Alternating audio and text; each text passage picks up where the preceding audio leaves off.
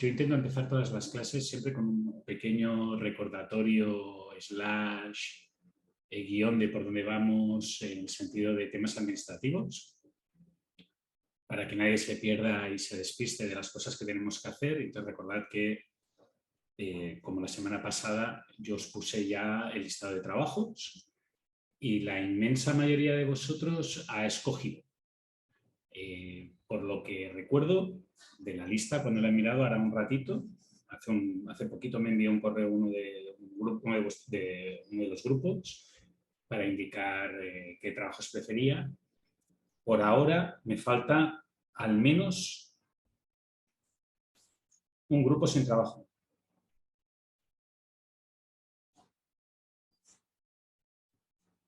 Por tanto, ese grupo completo le agradecería que a SAP, as soon as possible, me envíe el listado de sus preferencias para poder cerrar el tema.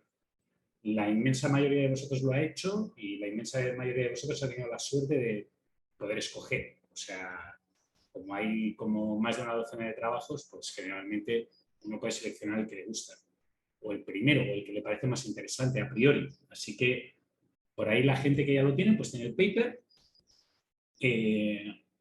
por tanto puede empezar a trabajar con él. Debido a mi experiencia en años anteriores en este curso con ese trabajo, muchos de vosotros lo dejáis para el final y aparte de dejarlo para el final, a veces se malinterpreta exactamente lo que yo os estoy pidiendo y muchos de vosotros os quejáis porque cuando os plantáis con el trabajo intentáis hacer una réplica de lo que yo os he enviado, que no es lo que os pido, y os dais cuenta que hacer una réplica de lo que os he enviado pues está fuera de vuestras capacidades. Y entonces empieza el desastre. Entonces, para evitar ese tipo de cosas, obligatoriamente, todos los grupos vais a tener una reunión conmigo a finales de septiembre. ¿De acuerdo? Pone la segunda semana de septiembre. Tened en cuenta que está el 18 por el medio, el 18 de septiembre, y eso significa que del 16 al 19, pues la mayoría de vosotros estaréis completamente desaparecidos. Empezad a pensar qué día os va bien y avisadme. Posiblemente las fechas que debéis de escoger es entre el 20 y el 30 de septiembre. Para entonces yo esperaría, bueno, pero si tenéis la semana de pausa, no sé si es antes o si es después. Si es después, pues quedáis conmigo después de la semana de pausa. Pues si la semana de pausa es el 20, pues tenéis del 27 al 30 para quedar conmigo. ¿De acuerdo? Yo no estoy muy al tanto de las semanas de pausa de los alumnos porque yo no tengo pausas. Entonces, me resulta un poco complejo identificar cuándo va a haber la semana de pausa o cuándo no. Si no podéis quedar en la semana de pausa, pues dentro del margen 20-30 de septiembre hay días que no son de pausa. Y si a alguno de vosotros le va mal el 28, 29, 30, pues, o el 27, 28, 29, 30, pues puede quedar antes. Puede quedar el 10 o el 12. Yo no le voy a... No es que sea una fecha, un deadline en el cual si no llegas al deadline te pasa algo. Es simplemente una fecha indicativa. La idea de esta primera reunión es evitar que a mediados de noviembre os encontréis que no podéis hacer el trabajo. Por tanto, aquellos de vosotros que veáis que a finales de septiembre nos va bien, pues adelantadlo y hacedlo un poco antes. Como digo, el objetivo no es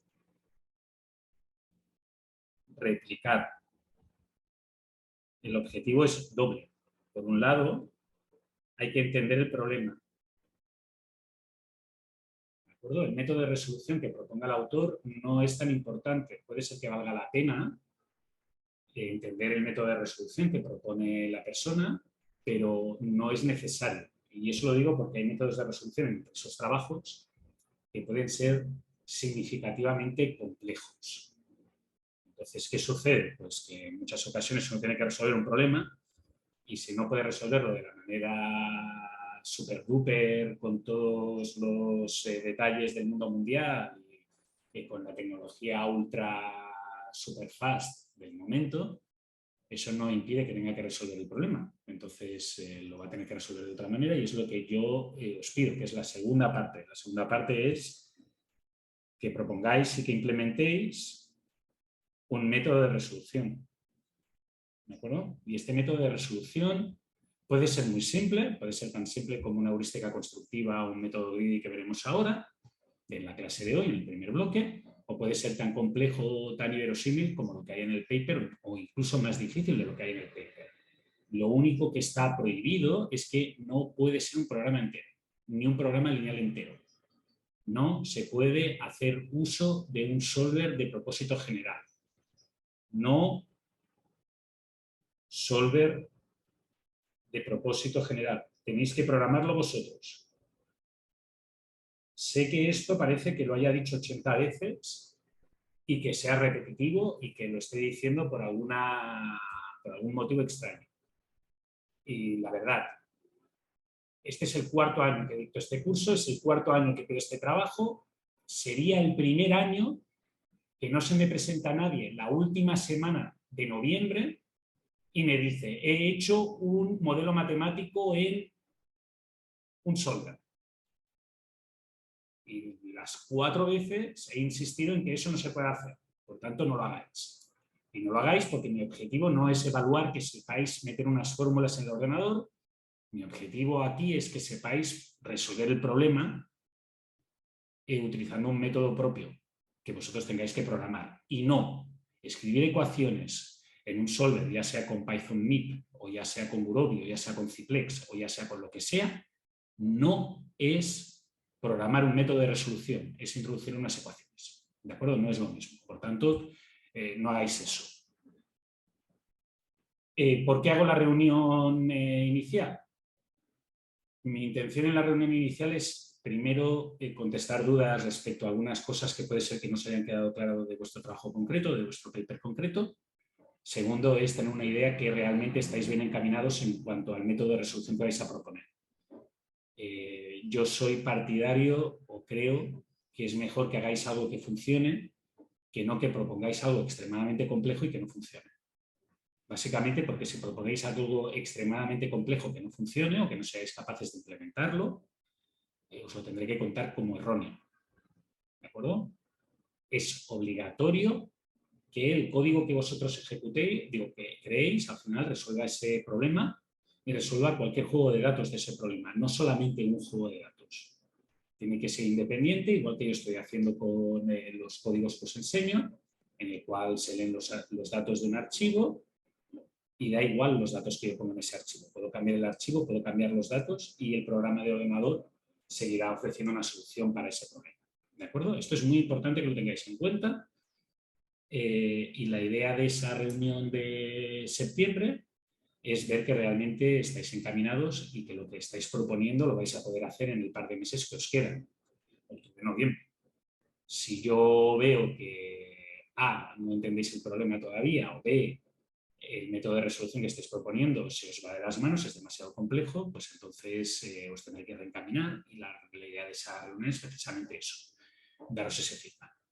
El resultado final, como ya expliqué, tiene que ser una presentación para vuestros compañeros del trabajo y del método de resolución que proponéis y ese código, más todo el material de soporte que podáis hacer para vuestros compañeros, lo cual os lo agradeceré. ¿De acuerdo? Eso va por el tema de los trabajos. Creo que no tenemos muchísimas cosas más que discutir en temas de burocracia. Lo único que alguien me puede pedir, y que creo que ya está cumplido, es yo ya he subido los vídeos de instalación, ya están disponibles.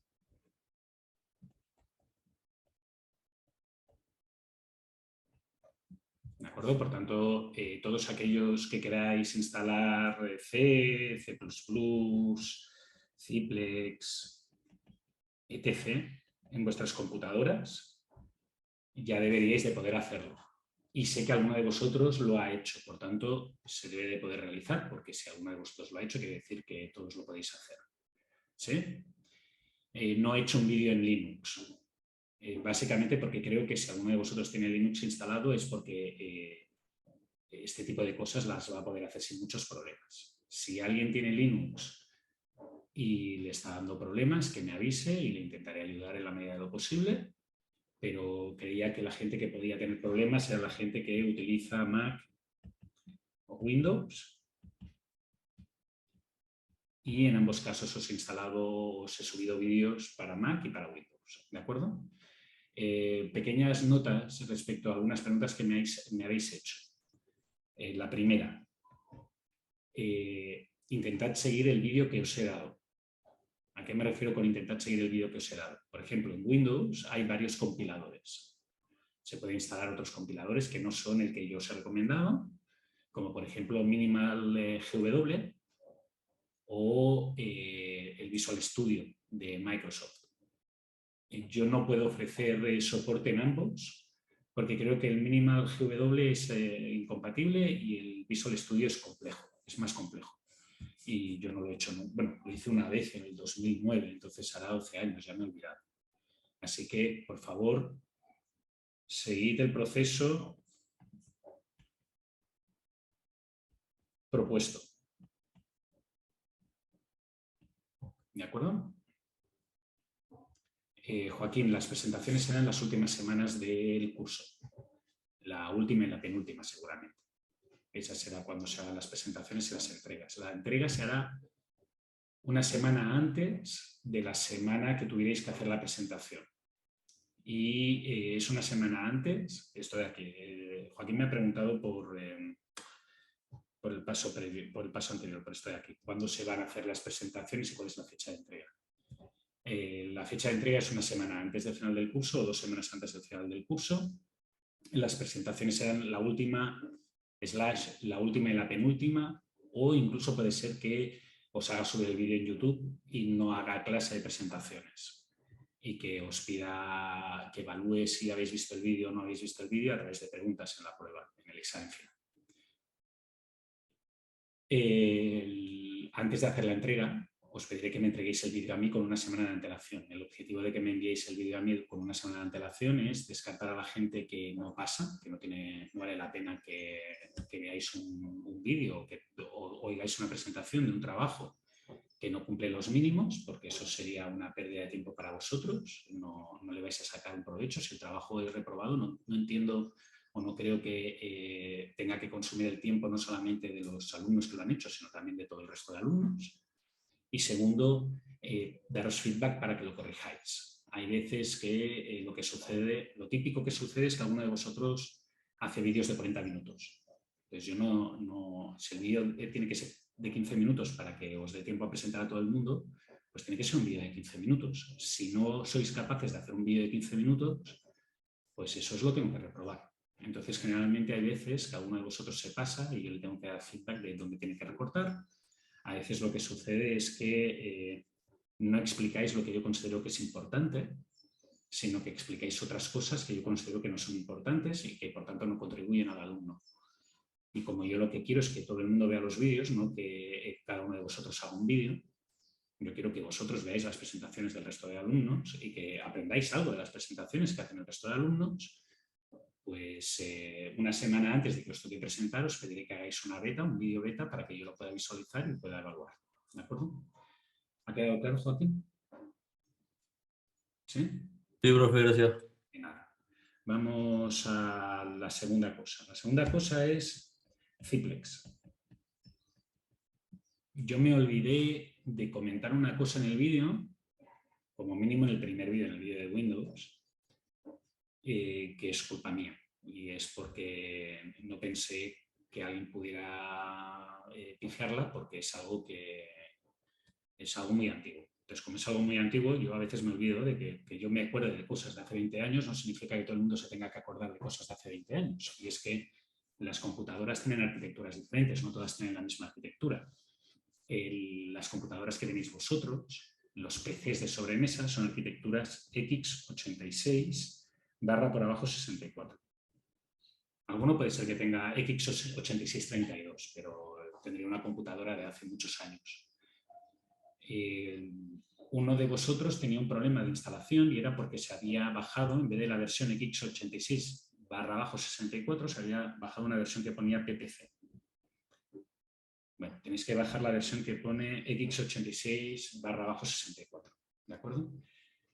y yo le pedí que bajara esa versión y que instalara esa versión. No me ha contestado, por tanto supongo que lo ha conseguido hacer y que funciona perfectamente. Si no lo ha conseguido, pues lo mejor es que hable conmigo y un día quedemos y que me muestre cómo lo hace en pantalla. ¿De acuerdo? De nuevo, si tenéis problemas de instalación, avisadme, pero yo os recomiendo que veáis el vídeo completo, apuntéis todo lo que tenéis que hacer y la segunda vez que veáis el vídeo lo vais haciendo paso a paso según yo lo he indicado, y a mí me da la sensación que no debería de dar muchos problemas.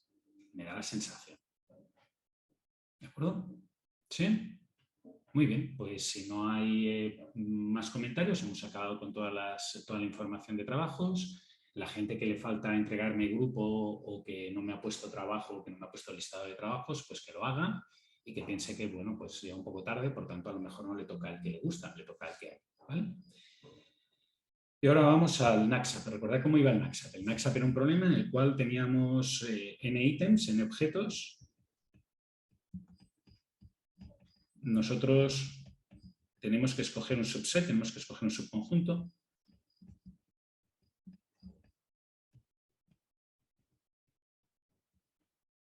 Y este subconjunto lo escogemos basándonos en dos condiciones básicas. La condición básica número 1 es el objetivo, que es que queremos maximizar el profit. Y la condición básica número 2 es que tenemos una restricción y es que tenemos que respetar con una capacidad o respetar una capacidad. ¿De acuerdo? El profit y la capacidad básicamente lo que implicaban es que cada uno de estos ítems tiene dos características y las características que tienen es su profit y su peso.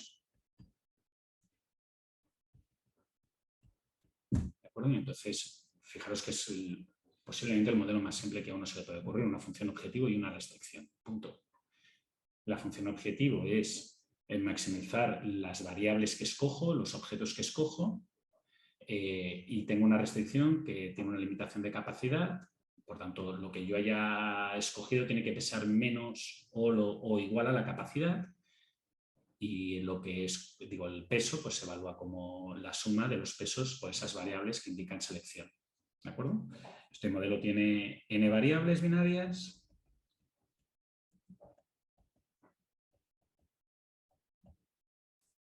Cero significa no escojo, no seleccionado. 1 significa sí seleccionado. ¿De acuerdo? Y este modelo, como había indicado, utilizando un solver de programación lineal entera bueno, pues se pueden resolver problemas extremadamente grandes sin problemas. Si alguno de vosotros quiere hacer el ejercicio, y le agradecería que lo hiciera y que me lo comunicara, vosotros habéis utilizado otro solver en gestión de operaciones avanzadas, que es un solver gratuito, y el solver gratuito seguramente tendrá algunos problemas adicionales. No creo que no sea capaz de resolverlos, pero dudo que sea capaz de resolver problemas de 1 millón de objetos en tiempos reducidos. Y en este caso éramos capaces de resolver problemas de 1 millón de objetos en tiempos reducidos. Eso no tiene por qué ser así. Es más, para problemas muy grandes eso podría ser todavía más problemático, lo cual genera que en muchas ocasiones uno, en vez de quedarse con una solución óptima, opte por resolver el problema de alguna manera. ¿De acuerdo? Y resolver algún problema de alguna manera puede implicar llegar a ideas intuitivas que sacrifican la optimalidad a cambio de poderlo resolver de forma rápida. ¿De acuerdo? Recordad que la programación lineal entera, seguramente el profesor de optimización avanzada en el primer semestre os puso algún ejemplo de problemas de programación lineal entera que no puedes resolver problemas muy grandes porque el ordenador pues, se atora y no es capaz de resolverlos porque son problemas complejos, computacionalmente complejos. Nosotros veremos algún caso después de acabar esto en el cual el ordenador pues, puede resolver problemas chiquitines de 30, 40 tareas o de 30 o 40 ítems y no puede resolver problemas más grandes. Entonces, ¿qué hay que hacer cuando uno tiene que resolver problemas de 1000 ítems, por ejemplo? Y 1000 ítems no es un problema enorme, es un problema que uno se puede plantear, que en la realidad puede existir, que uno tenga que escoger paquetes para enviar containers para enviar en un barco y que haya miles de containers. No es tan extraño. Pues en ese caso, la intuición, lo que nos dice la forma rápida de actuar es que a lo mejor deberíamos de crear un procedimiento ad hoc que podría resolver ese problema utilizando alguna guía, y que esa guía no es que nos vaya a asegurar la optimalidad, como la programación lineal entera, pero sí que nos asegura que obtenemos una solución. ¿De acuerdo? Y eso es lo que vamos a ver ahora, un procedimiento grid, un procedimiento constructivo. De nuevo, yo no estoy diciendo que lo primero que haya que hacer sea un procedimiento constructivo. Lo que digo es que en muchas ocasiones no nos queda otro remedio. Y tenéis que ser conscientes de que no os queda otro remedio y, por tanto, pues utilizáis lo que tenéis y al menos resolvéis el problema. Ahora, 4 o 5 años, para no irnos tan lejos y para no ponerme a mí como protagonista, estaba hablando con unos colegas de Santiago y ellos estaban trabajando para la Empresa Nacional de Gas y tenían un problema de distribución de gas con camionetas en el sur. Y les habían contratado, les habían dado bastante plata para hacer un software que hiciera esas rutas de reparto de los contenedores de gas. Y bueno, como somos académicos, pues primero intentamos resolverlo de forma exacta y contrataron a un postdoc, diseñaron un algoritmo de estos especiales con programación lineal entera, se pasaron no sé cuántos meses diseñando el algoritmo y cuando llegaba la semana siguiente el plazo final para hacer la entrega final, pues se dieron cuenta que para el tamaño resolvían problemas pequeñitos, pero el tamaño del problema que quería resolver la Empresa Nacional de Gas pues no cabía, no era capaz de dar una solución. No es que no lo resolviera, es que no era capaz de dar solución al problema. Así que con una semana de tiempo, uno de mis colegas decidió hacer una heurística. Tomó un método que os explican en gestión de operaciones avanzadas, que es la heurística de Clark and Wright. Implementó un Clark and Wright en una mañana, en la tarde hizo unos procedimientos de búsqueda local para mejorar la solución y se pasó 2 o 3 días probando que el código funcionaba correctamente, que no da ningún error y consiguió cumplir el plazo. ¿Quiere decir que eso era la manera ideal de resolver el problema?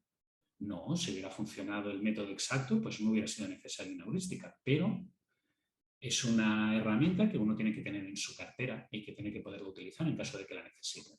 ¿De acuerdo? Por tanto, vamos a ver una serie de heurísticas. En este caso vamos a ver solamente una para este problema, luego veremos para otros problemas, de cómo intentar resolver el problema. ¿Vale? Y estas heurísticas, estos procedimientos GRIDs, básicamente lo que intentan, o la lógica,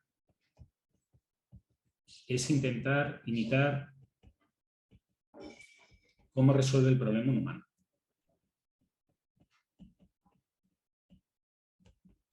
Obviamente no es tan lerdo o tan cateto como para decir voy a hacer exactamente lo que haría un humano, porque no es un humano, es una computadora. Entonces, si es una computadora, tiene que intentar utilizar las ventajas de una computadora. Lo que hace un humano normalmente en este tipo de selección, cuando tiene que escoger una serie de objetos y tiene como algún tipo de limitación, es preferir objetos con mucho weight, con mucho profit y poco weight.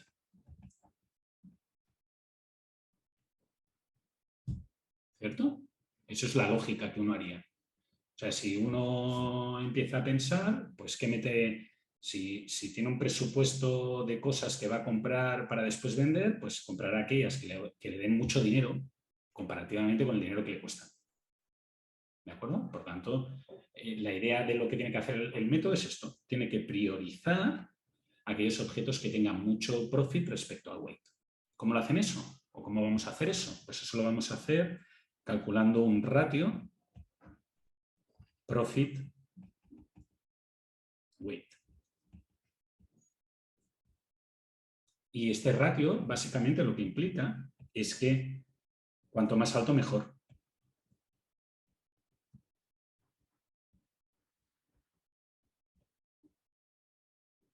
¿Sí? Y ahora, Una vez tengo el ratio, lo que yo podría hacer, o la lógica que me plantearía es, de mayor a menor ratio,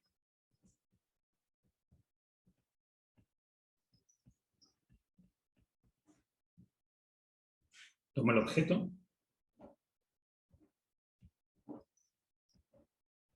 el ítem, miro si cabe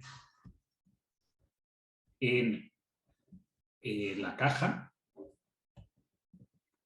miro si me cabe por peso, cumple por capacidad.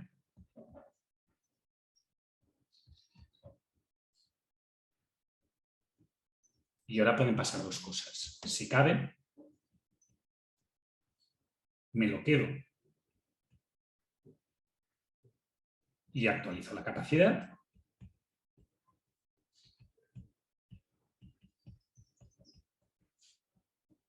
Si no cabe,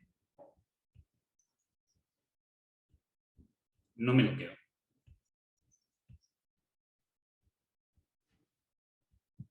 ¿De acuerdo? Parece una heurística, una idea bastante simple. Calculo un ratio de peso, de beneficio respecto a peso, ordeno de mayor a menor, podría ordenar de menor a mayor, pero entonces el ratio daría peso por beneficio, y ya sería lo mismo, porque es la inversa. Entonces, o de mayor a menor o de menor a mayor, pero el que está arriba es el que parece mejor. Entonces tomo el primero.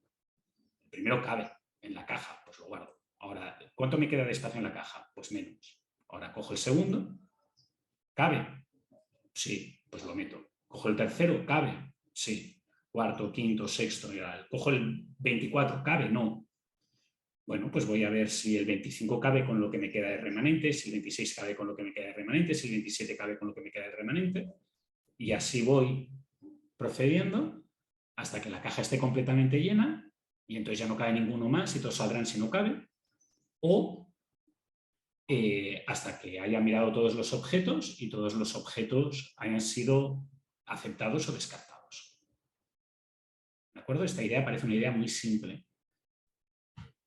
Y puede ser muy buena, puede ser muy mala, eso lo tendremos que ver, pero lo que está claro es que si yo tuviera que resolver el problema de forma rápida y no tuviera un solver de programación lineal y una empresa me pagara por resolver este problema y quiere una solución para ayer, pues esto me va a dar una solución.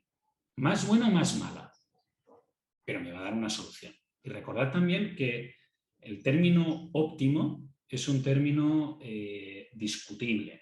¿A qué me refiero con que es discutible? Es un término que científicamente tiene todo el sentido del mundo en el caso de que el modelo matemático sea correcto y sea puro y válido. Pero en la práctica, generalmente, los modelos matemáticos son aproximaciones. Y en realidad después pues hay pequeñas cosas que uno tiene que ver y tiene que estudiar y tiene que analizar, que son difíciles de presentar matemáticamente y que pueden complicar mucho la historia. Esta heurística muy rápidamente se podría adaptar a esas condiciones sin mucho problema. No sé, por ejemplo, hay objetos que no se pueden escoger los dos. Bueno, pues en vez de tener que poner restricciones adicionales, pues aquí simplemente cuando se escoge el primero, el segundo ya no lo escoges. O restricciones que dicen que hay objetos que necesitan una inversión extra. Bueno, pues esto es rápido de hacer aquí y con el modelo matemático significa cambiar las restricciones y al cambiar las restricciones el modelo puede funcionar o no puede funcionar, puede ir bien, puede ir mal y aquí es un cambio relativamente chiquitito. ¿De acuerdo?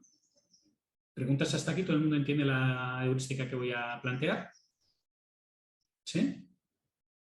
¿No hay dudas? ¿No? Sí, claro, todo claro. ¿Todo Todo claro? súper, profe. Muy bien, pues venga, vamos a ver qué son las cosas que debería de implementar. O sea, cuáles son los requisitos que debo de tener. Vale, pues lo primero que debo de tener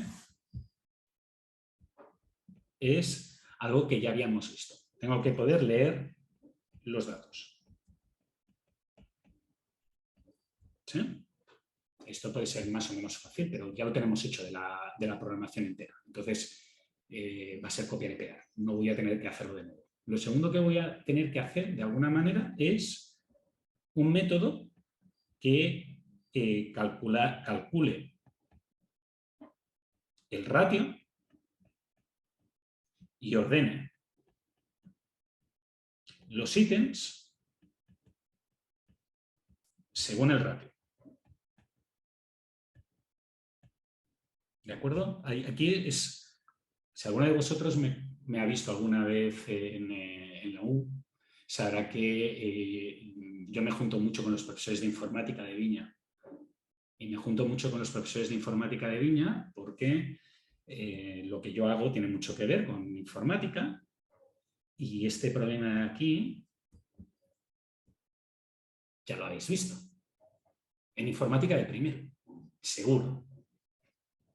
Y es un problema que los informáticos te explican en su momento y queda como, pero no, eso no se usará jamás o da igual. Hoy veréis que no da igual. Realmente es influyente. Y ahora, tercero, tengo que pasar por los ítems.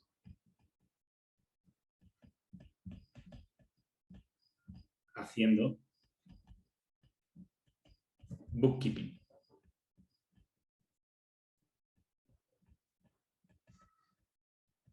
Alguno también se verá, y esto lo siento, es una manía de culpa de o sea, yo soy un purista del lenguaje, excepto cuando doy clases, lo cual es como una contradicción.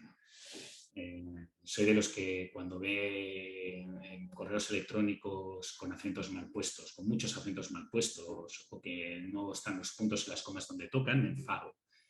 Y aquellos que hayan hecho la tesis conmigo, si preguntáis a alguno de mis tesistas, sabrá que soy muy pesado con que el texto se tenga que leer bien y tenga que estar bien escrito. Y sin embargo, yo llego a clase y utilizo términos en inglés, que en escrito no os lo dejaría. ¿Por qué utilizo términos en inglés? Básicamente porque yo lo que doy por hecho es que si alguno de vosotros va a acabar en algún día trabajando en esto, va a necesitar tener un lenguaje que le permita hablar con gente de otros países. Y de otros países no significa chilenos con españoles y españoles con chilenos o con peruanos, que es básicamente, creo, las nacionalidades que tenemos aquí en la clase. Significa que algún día vas a tener que hablar con un inglés o con un americano o con un francés y vas a hablar en inglés. Entonces hay un montón de cosas de terminología que pues las voy dejando caer y las mezclo. Pero no es que lo hago para que os vayáis familiarizando con esos términos. Obviamente el día del examen os voy a dejar utilizar términos en inglés, no os preocupéis. Pero si alguno de vosotros acaba haciendo una tesis del tema, o en castellano o en inglés. En las mezclas no, por favor. ¿De acuerdo? Porque una cosa es lo que uno hace verbalmente porque lo tiene que hacer, y otra es lo que hace por escrito, que tiene que quedar ahí sólido y fijo para toda la vida. ¿Vale? Estos son unas láminas, que son unas notas, es como el que se hace unos apuntes. Entonces, ¿qué es bookkeeping? Bookkeeping quiere decir todas las tareas que tienes que hacer que describen esos procesos aburridos que tu cerebro mentalmente haría de forma individual. ¿Vale? Por ejemplo, si yo tuviera un problema en AXAP, que tuve en su momento, perdonad que me muevo un segundito porque voy a coger algo. Bueno, yo os he dicho varias veces que me he venido hace un par de semanas a España. Entonces, bueno, pues me compré una bolsita para guardar cables eléctricos, ¿de acuerdo? Y aquí tenía un montón de cables eléctricos, cacharritos, enchufes, USBs, una Raspberry Pi 0, un montón de cosas, ¿vale? Y no me cabía todo aquí. Y esto era la que quería llevar de mano, que era la que no quería que se me perdiera ni se me rompiera. Sí, sigan las consolas retro, Alejandro. Ha sido terrible el traslado, porque tengo un mueble entero. Perdonad el despiste, es que Alejandro es exalumno mío y recordaba que cuando hacía clases conmigo veía ahí detrás un mueble lleno de cosas. ¿Qué pasa con esto? Pues esto es un problema de NACSAT. ¿Sí? Entonces, yo tengo que coger de todos los cables los que me voy a llevar de mano. ¿Y cómo los escojo? Pues el factor de profit es la necesidad que tengo. Por ejemplo, un USB-C, porque si quiero cargar el celular mientras estoy en el avión, necesito un USB-C. O en la Raspberry Pi, porque no quiero que me la roben. ¿De acuerdo? Todo esto va aquí. Entonces, ese orden, el bookkeeping, es asegurarme que todavía tengo espacio.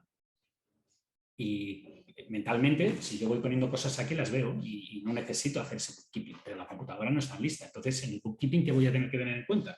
Voy a tener que tener en cuenta 3 cosas, básicamente. Objetos elegidos y no elegidos. De alguna manera lo voy a tener que guardar para que el ordenador lo sepa, para que después me lo enseñe. B, la capacidad remanente.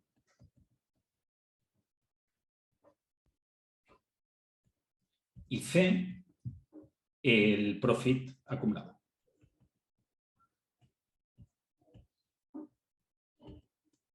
¿De acuerdo?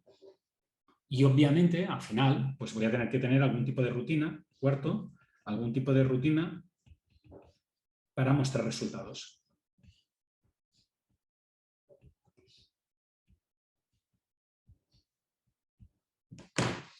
Y básicamente esto es lo que tengo que hacer. Y esto se puede hacer bien, mal, regular, pero es lo que hay que hacer. Entonces, el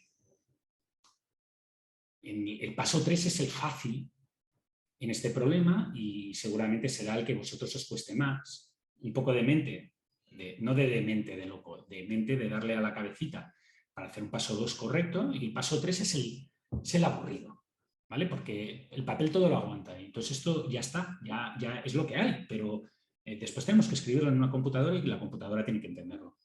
¿De acuerdo? Y en el 3 es donde la gente normalmente se encalla.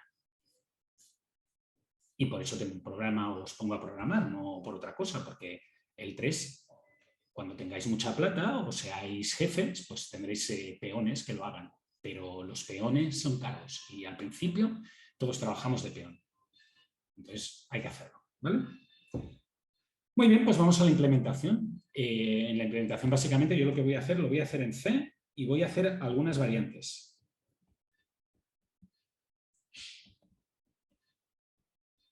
¿Sí? Y las variaciones las voy a hacer porque lo que quiero fijar, lo que quiero que quede claro en este punto es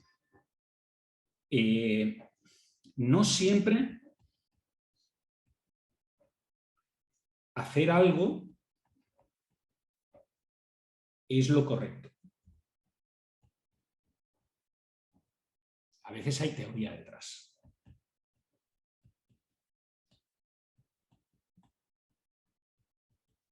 ¿De acuerdo? Pero esto, como digo, no os preocupéis por ahora. Es simplemente una nota que quiero que tengáis presente para cuando toque la conversación, que veáis lo que sucede. ¿De acuerdo? Entonces, voy a cerrar el navegador. Digo, bueno, voy a dejar de compartir pantalla. Me vais a ver en pantalla grande durante unos segunditos. No os preocupéis, soy muy feo, pero mi mamá no piensa que sea feo.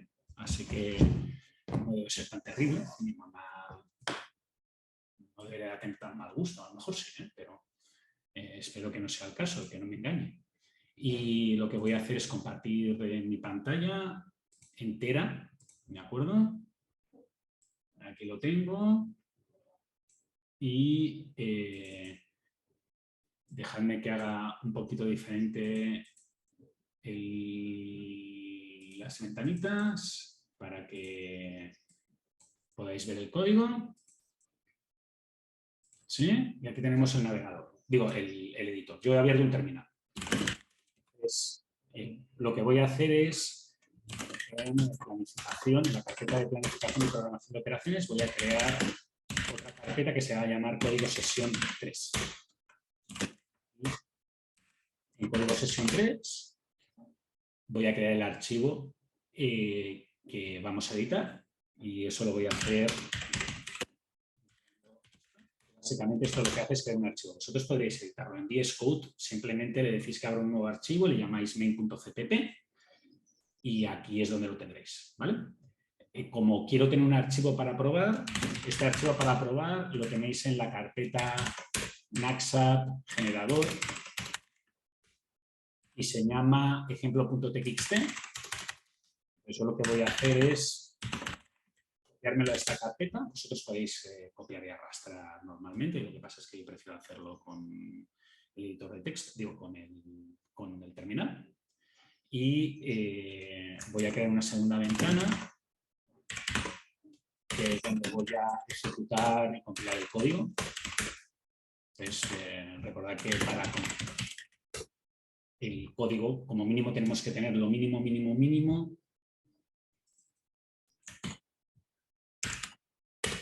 Esta parte, que es la declaración de entradas de cosas para leer y escribir, y algo parecido a esto de aquí.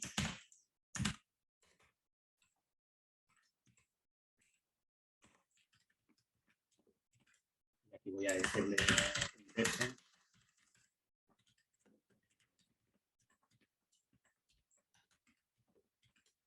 ¿vale? Pues ahora este ya lo podemos compilar.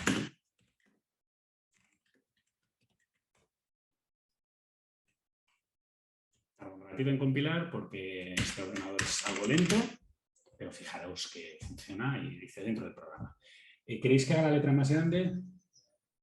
¿Sí? ¿No? ¿Hola? ¿Hago Sí, la letra por favor. más Sí, profe, grande? un poco. Sí, profe, un Por- poco más. ¿Así? ¿Os parece bien así?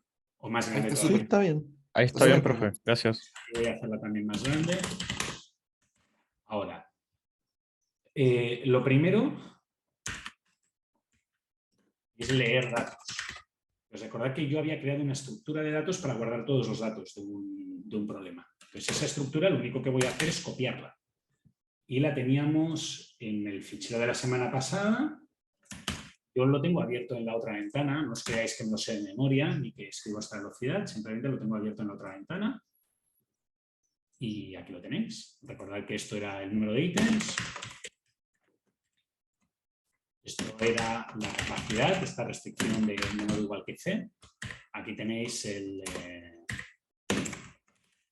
vector profit y el vector weight. Y como estos vectores son dinámicos, porque los quiero crear en el instante que sepa el valor de n, el número de ítems que hay, recordad que yo os había dado una función para evitar problemas de tener que llamar a los mallocs vosotros, que es una de las cosas típicas que complican a la gente en C, que es generating vector. ¿Vale? Entonces yo ahí le voy a decir que genere un vector, y cuando genere un vector de dimensión n, él se va a encargar de hacer el malloc, y yo me despreocupo de esa parte un poco rara que tiene C++ del dimensionamiento de datos de forma... Bueno, que tiene que decirle que el vector tiene n posiciones y le tiene que decir que tiene que tener espacio para esas n posiciones.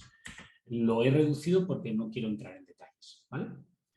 Y ahora, recordad también que tenemos que leer el archivo. Entonces, para leer el archivo podemos volver a utilizar la función que teníamos de la semana pasada, que está aquí. Lo único que tengo que hacer es copiar. Y aquí la pego. De la semana pasada quiere decir de hace 2 semanas. Ya sé que hace la semana pasada fue fiesta. ¿Sí? Y esto, de nuevo, no tenemos ni que pensarnos. Esto simplemente es de la semana pasada. De hace 15 días. Datos.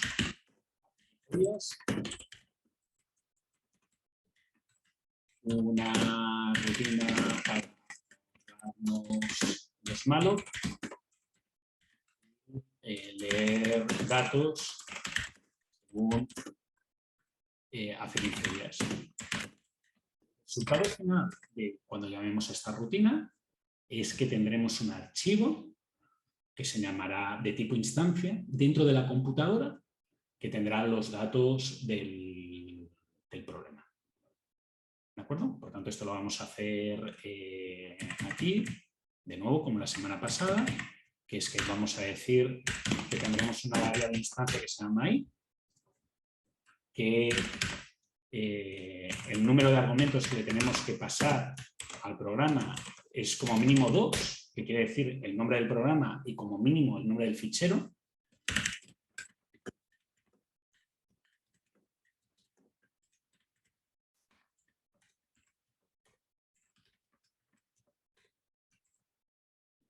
Y ahora, una vez estamos dentro del programa, aquí lo que podemos hacer es leer el fichero. A mí me gusta dejar una línea aquí para que se vea un poco mejor.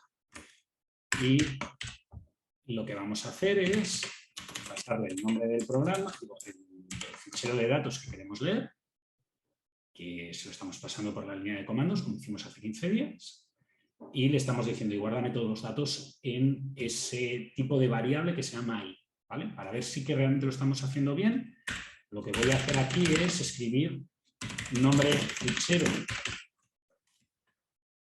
se llama $S, y número de ítems, $D, que básicamente quiere decir, escríbeme un string y escríbeme un número entero. Entonces, ¿cuál es el nombre del string que quiero escribir? Pues el nombre que le he pasado yo por línea de comandos, que es el primer argumento, el argumento 0 es el nombre del programa, y el número de ítems pues será i.m. ¿De acuerdo? Y ahora, si no he cometido ningún error, puedo ir al compilador,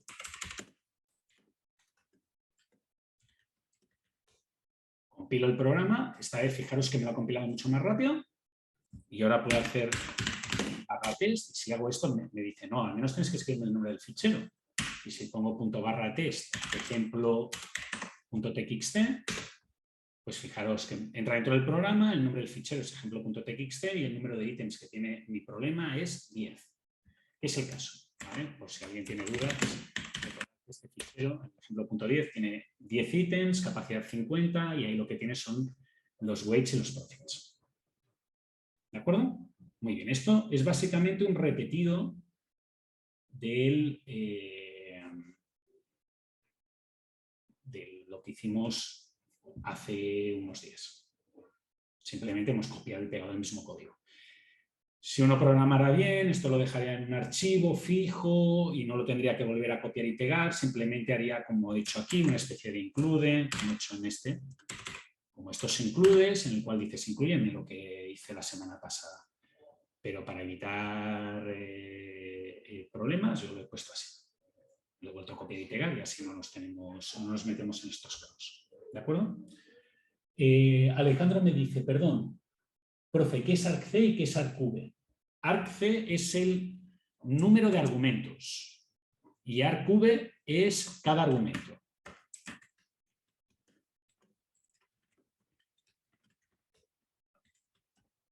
Argv de 0 es el primer argumento, el nombre del programa, y después argv de i es el iésimo un argumento. Claro, es que en este caso solo le paso un argumento, ¿de acuerdo? Que es el nombre del programa. Y entonces es el segundo argumento que está guardado en el número 0, porque recordad que C y Python, los dos tienen la manía de que empiezan a contar desde 0. Entonces el 0 es el 1 en realidad. Y el n es el n-1. Eso es un pequeño caos que Julia no tiene, por ejemplo. Y hace que Julia, a mi parecer, en eso sea mucho más limpio. Pero son cuestiones personales. ¿De acuerdo? Ahora, una vez estamos aquí, lo que voy a hacer es solve knapsack. Y ahora, ¿qué necesita esta función? Pues lo único que necesita son los datos. Entonces, para pasarle los datos, recordad que lo tenéis que pasar con un ampersand, porque es una cosa histórica que tiene C. Le pasáis con el ampersand y ya está. Y esto va a ser una rutina que le voy a llamar solve knapsack. Y es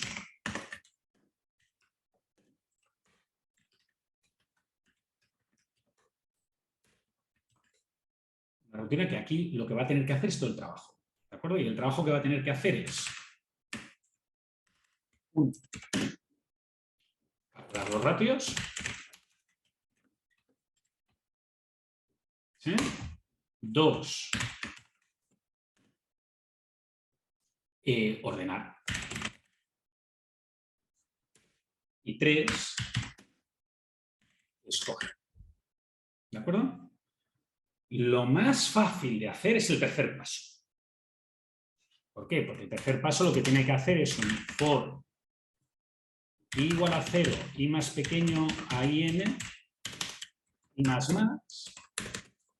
Recordad que en Python no es necesario declarar las variables, pero en C sí. Entonces, como he declarado una variable i, que es el contador que va a pasar por todos los objetos, aquí voy a tener que decirle un una variable entera que le voy a llamar. ¿Vale? Y ahora, ¿aquí qué tiene que hacer? 3.1, ver si el objeto cabe. Y ahora, 3.2, cabe. No cabe, no me lo ¿de acuerdo? Y ahora empiezan las partes que son un poco complejas. ¿Sí? La primera parte que es un poco compleja es que los objetos originalmente no están ordenados por peso, por ratio. Por tanto, de alguna manera voy a tener que identificar cuál es el objeto 0, que es el objeto de mejor ratio, cuál es el objeto 1, que es el objeto de segundo mejor ratio, etc, etc, etc. Segundo, de alguna manera voy a tener que ver lo de si cabe o no cabe. Entonces, para ver si lo de cabe o no cabe, voy a tener que tener una variable auxiliar o voy a tener que tener una variable que me diga el peso que tengo libre.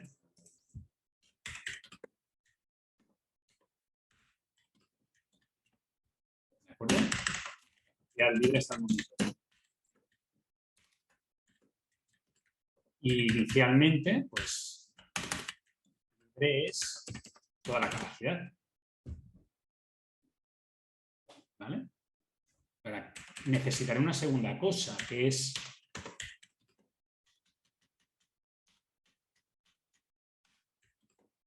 lo que lleva acumulado, el profit acumulado. ¿De acuerdo? Que también lo tengo que anotar. Por tanto, aquí inicialmente tendré que poner que el profit acumulado es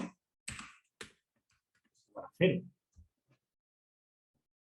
¿Sí? Y para más terrible o desterrible, necesitaré guardar la solución.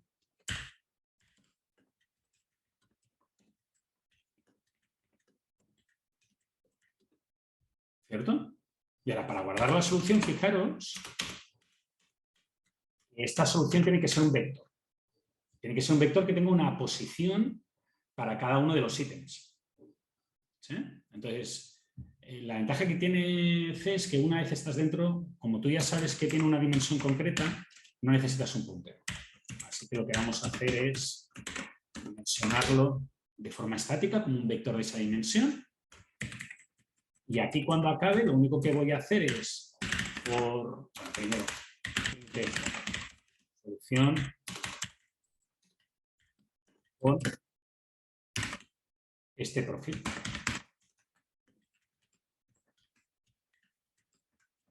Y ahora voy a pasar por todos los objetos. Lo que le voy a decir es si el objeto ha sido seleccionado con un 1, normalmente se utiliza 1 en binario para decir sí y 0 no, ¿vale? Si ha sido seleccionado, entonces selecciono el objeto de la riqueza. ¿Vale? ¿Dudas hasta aquí? No, fijaros que básicamente no he hecho nada raro. Simplemente, bueno, pues un poco la nomenclatura. ¿Por qué aquí pongo i menos guión, digo, el símbolo este como una flechita n y no hago el puntero? Bueno, pues porque aquí ya sé el tamaño y por tanto no necesito hacer el puntero porque así ya sé lo que tiene y lo guardo directamente y no tengo que hacer el malo y demás. ¿Vale? Profesor, pero dime. esa variable que está ahí, ese print solución con profit, como profit, debiera ser profit acumulado. Exactamente, tienes toda la razón. Me he olvidado de escribir profit acumulado. Tienes toda la razón, lo estaba haciendo mal. ¿Vale? Porque tengo que decirle, oye, que quiero imprimir la variable del profit acumulado. La variable del profit no está declarada, por tanto, seguramente me hubiera protestado. ¿Sí? Aún me falta lo de calcular los ratios, me falta lo de ordenar y me falta lo de escoger.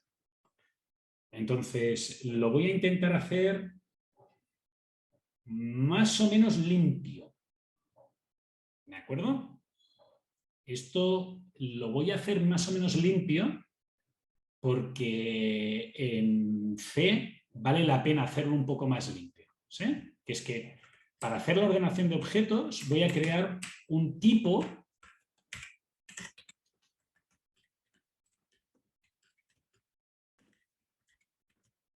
que va a tener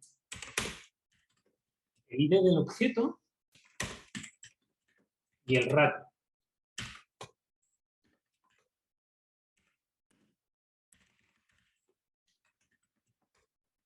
¿Vale? El problema que hay es que yo tengo que ordenar los identificadores por un ratio concreto. Entonces, podría tener un vector de identificadores y un vector de ratios, pero entonces no puedo utilizar la librería buena, tengo que hacerlo con la librería mala.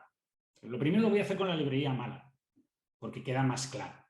Luego lo voy a hacer con la librería buena y vais a ver por qué vale la pena hacerlo con la librería buena. Pero esta idea es que voy a juntar el identificador del ítem con su ratio. Entonces, ahí va a tener el ítem 0, el ratio de 0, el ítem 1, el ratio de 1, el ítem 2, el ratio de 2, el ítem 3, el ratio de 3 y así sucesivamente. ¿De acuerdo? Y voy a tener un vector para orden, ¿de acuerdo? Que le voy a llamar orden y que tendrá dimensión i-n.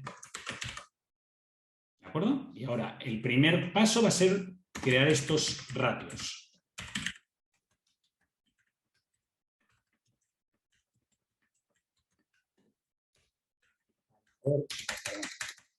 Orden de i.id es i. Por tanto, fijaros que aquí lo que estoy diciendo es, va a pasar por todos los ítems y va a poner en el primer puesto el ítem 0, en el segundo puesto el ítem 1, en el tercer puesto el ítem 2, en el cuarto puesto el ítem 3 y así sucesivamente. ¿Vale? O el ítem con número, con identificador 0, 1, 2, 3, así hasta n-1. Y ahora, aquí voy a tener que calcular un ratio. Entonces resulta que yo estoy dividiendo un número entero por un número entero, pero quiero que el resultado sea fraccional. Eso Python lo hace automático.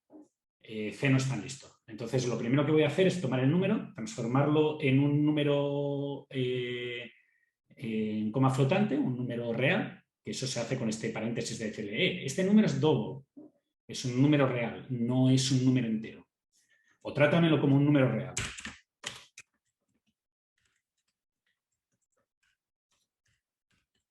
Y divídemelo por otro número real, para que el resultado final sea un número real. ¿De acuerdo?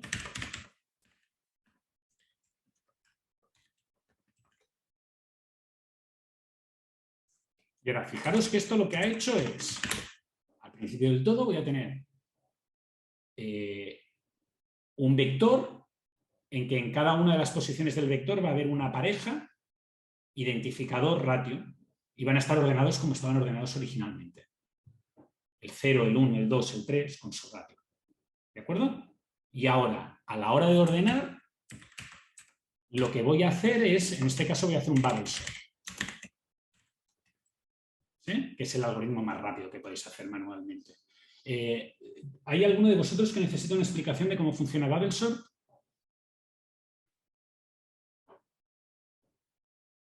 ¿No? Bueno, bubble sort básicamente toma y dice, el primero y el segundo están bien ordenados. Si la respuesta es correcta, pues los deja tal cual. Si la respuesta es incorrecta, los cambia. Y anota que en esa pasada del método, de todo el vector, ha habido uno que estaba desordenado. Ya, mira, el primero con el segundo con el tercero con el cuarto con el quinto, y así hasta el final. Si en una pasada completa todos estaban ordenados, si el primero era mayor que el segundo y el segundo era mayor que el tercero y el tercero era mayor que el cuarto y el cuarto era mayor que el quinto y así sucesivamente, pues el algoritmo ha acabado correctamente y ha encontrado una solución que ha ordenado todo. Si hay alguno que no estaba ordenado, pues lo ha reordenado y ha vuelto a pasar. Esto asegura que al final, en alguna de las n pasadas que haga, estarán todos ordenados de mayor a menor. ¿De acuerdo? Pues lo que va a hacer es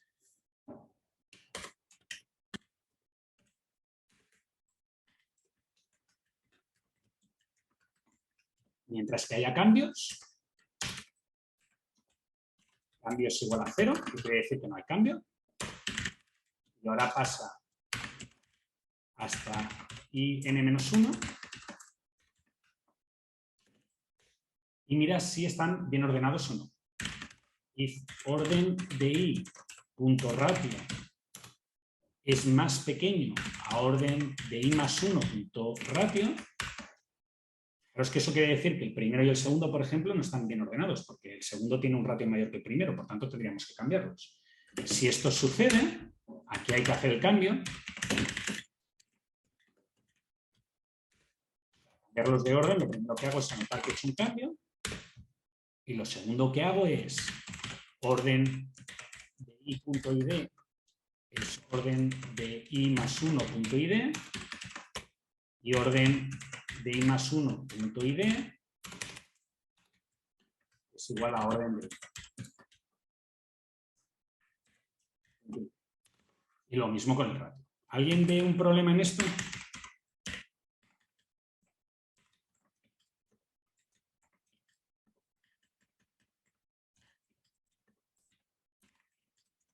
¿Alguien ve por qué esto está mal hecho?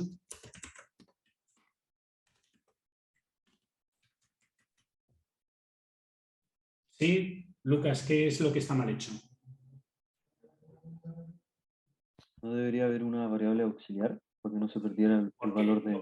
Si no, lo que estarías diciendo es, si quieres cambiar el 2 por el 3, lo primero que dices es que el 2, la posición 2 vale 3. Y ahora lo que dices es que la posición 3 vale lo mismo que la posición 2, pero la posición 2 ya no vale 2, vale 3. Por lo tanto, tendrás 3, 3. Así que necesitas una variable auxiliar que sea la que se quede el valor.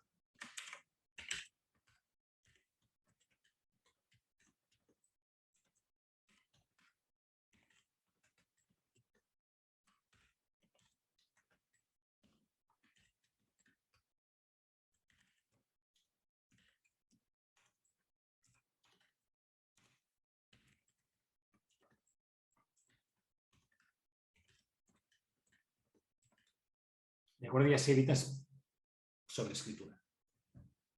¿De acuerdo? Esto tardará lo que tarde, pero al final te los ordena. Y te los ordena del que tenga mayor valor al que tenga menor valor. ¿De acuerdo? Falta por arriba, pues...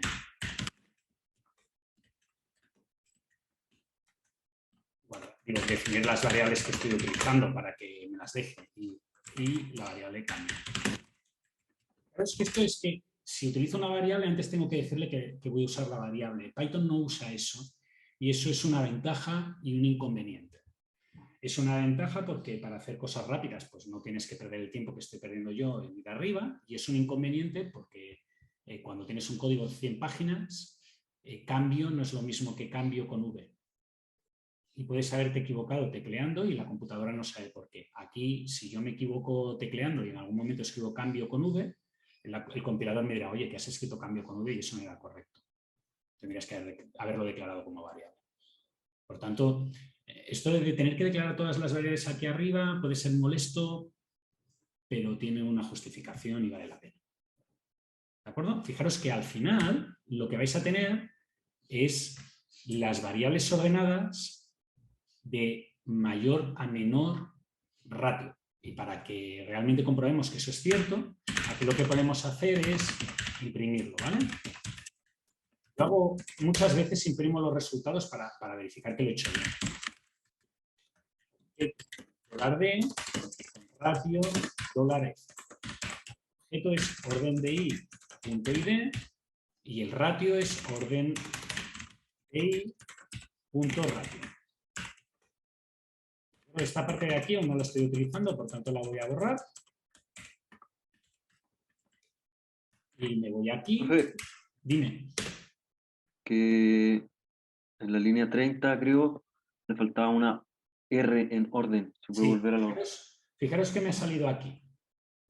Me ha dicho error. Uso de variable no declarada orden. ¿Did you mean orden? Esto es lo que hace que yo prefiera C que Python.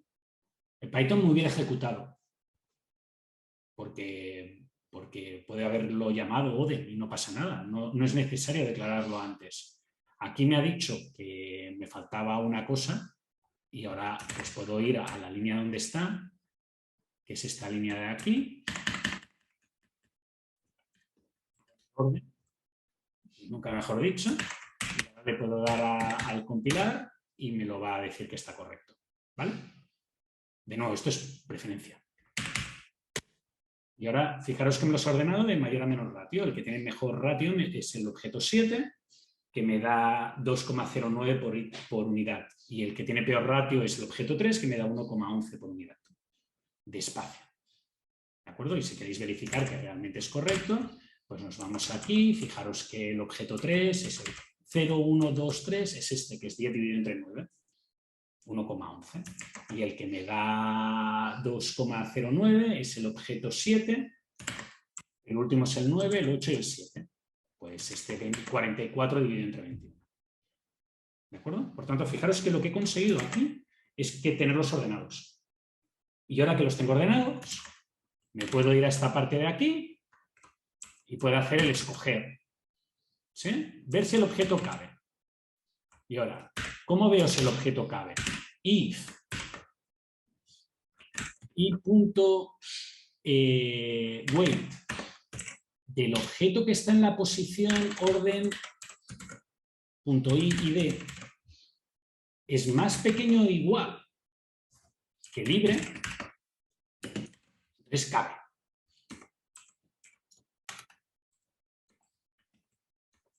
Else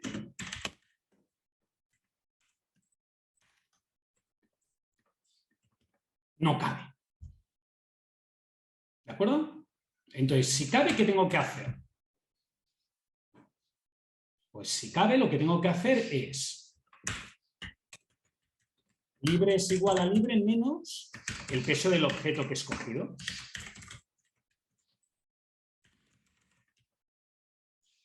Bueno, le tengo que descontar que ya he escogido ese objeto. El profit le tengo que sumar el profit de ese objeto. ¿De acuerdo? Y en la solución de ese objeto tengo que indicarle que lo he seleccionado. ¿Sí? Y ahora, si no cabe, ¿qué tengo que hacer? Pues ese objeto que he seleccionado tengo que decir que no lo selecciono. Bueno, ese objeto concreto tengo que decir que no lo selecciono. Por tanto, me voy aquí y le digo que 0, que no la he seleccionado. Eso es lo único que tengo que hacer. Fijaros que esto no es difícil, pero es engorroso. ¿Por qué me refiero que es engorroso? Es engorroso porque uno tiene que controlar un montón de cosas. ¿De acuerdo? Tiene que ser él el que le diga punto por punto qué tiene que hacer la computadora, porque la computadora es como un niño tonto. Calcula muy rápido, pero es como un niño tonto. Si no le dices lo que tiene que hacer, no lo hace. Pues ahora pues podemos compilar. Me da algún error de que hay alguna cosa que tengo mal puesta de símbolos. Por ejemplo, aquí me pasa, le he puesto un paréntesis, un claudator de más. Y le he puesto otro claudator de más. Voy a guardar. Vale. En la línea 84 también le he puesto un claudator de más. Pues me voy a la línea 84. Y aquí también le he puesto un claudator de más. Bueno, pues venga, vamos a ver todos los errores que puede haber cometido. Aquí dice que el profit no está declarado.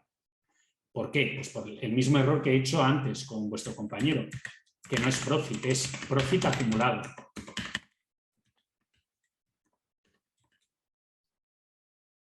¿Eh?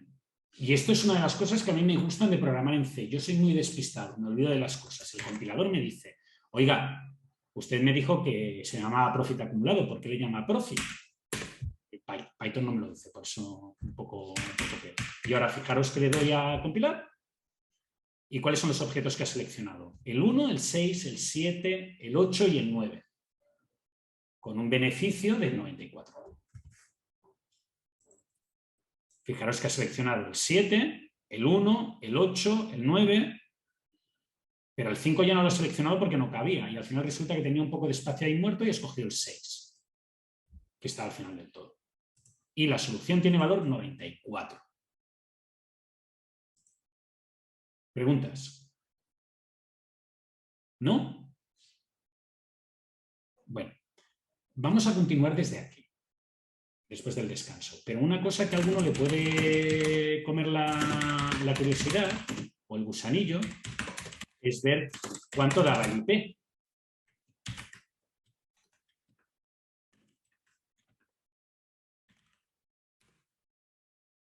El IP daba 99.